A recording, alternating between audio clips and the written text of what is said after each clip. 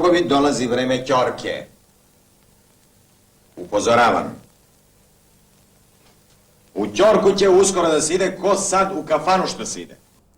Дали конечно доаѓа време за ќорка? Обвинителството се разработе. Откако го спакуваа во притвор судијата со парите во ѕид, изминатата недела стигнаа и 2 нови кривични пријави. Кривична доби председателот на регулаторната комисија Марко Бислимовски. Не постои човек што не го споменува. Не за Арнал, се разбира, кога ќе им дојдат сметките за струја.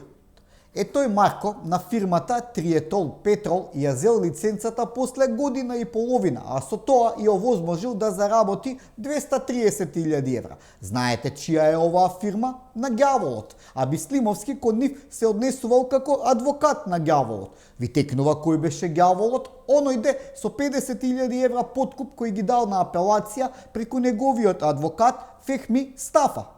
Во апелација пак еден од судиите е оној со парите во ѕидот. Како се вели, кругот е мал, а во него сме сите.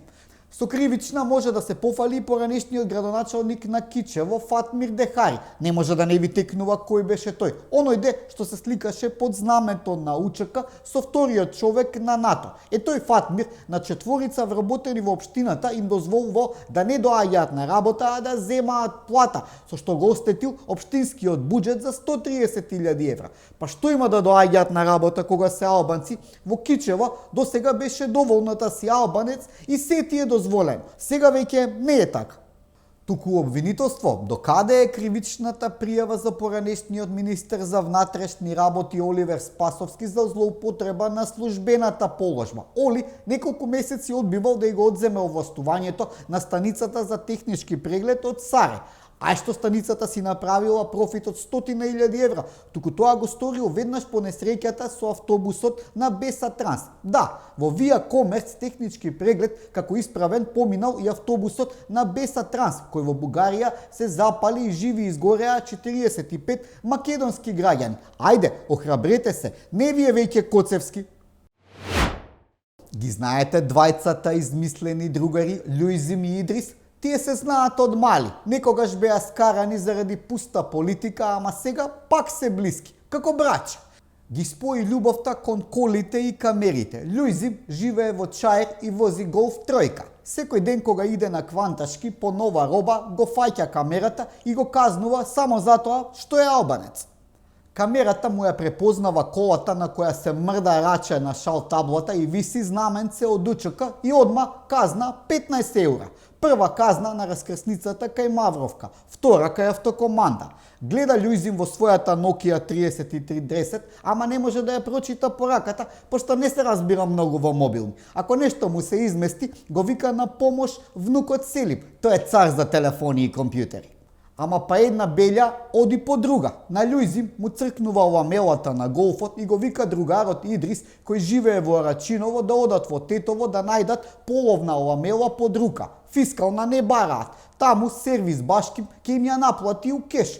Тргнуваат со Мерцедесот на Идрис, кој го купил од Немачка, 20 години стар. Има поминато само 100.000. Баба го возела.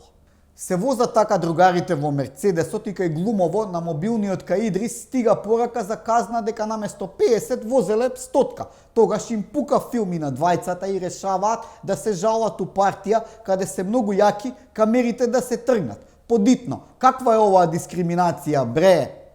Во реалниот живот, Луизим и Идрис би биле Зијадин Села и Армен Таравари. И тие како овие двајца измислени ликови беа скарани, ама сега пак си намигнуваат и си праќаат и шарети. Нив ги спои љубовта кон власта. Колку љубат да се во власт, тоа е чудо. Села и Таравари поднесоа иницијативи до Уставниот суд да се укине проектот Safe City, кој има за цел да го спречи дивењето по улиците, без разлика дали е од македонци или албанци. Ама не, Села и Таравари смета дека камерите биле тенденциозно наместени само во градови каде што живеат албанци. Еве, да ги прашам, ако камери се поставија прво во Пробишти, Виница или Делчево, дали ќе се бунеа до Уставен?